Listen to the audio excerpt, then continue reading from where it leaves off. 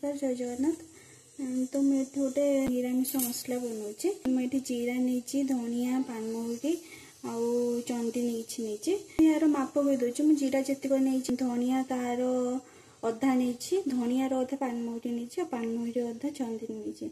एवं चलते मसला या गोटे फ्राइंग पैन बसई देती गैस पैन को आम गरम करनवा।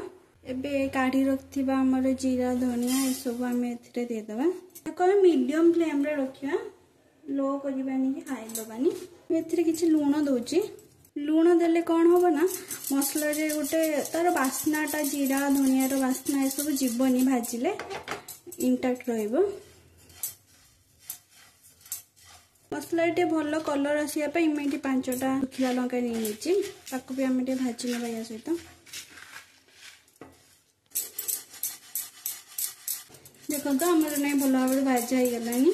एटी नहीं मसलार धनिया जीरा सब कलर भी नहीं चेंज हो गलानी। चलते यहाँ को गोटे जगह को बाहर करनवा।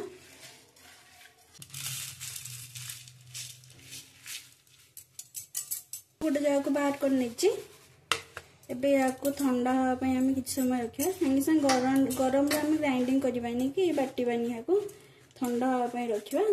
देखो तो एबे नहीं ठंडा हो सारानी यहाँ मुझे गोटे ग्राइंडर जार को देदेवी। आम पूरा फाइन पाउडर करवानी टे दरदरा थी जमी ग्राइंडिंग कर। देखो तो आम मसला पूरा प्रिपेयर हो सारी या आम गोटे जार को ट्रांसफर करके स्टोर करनवा।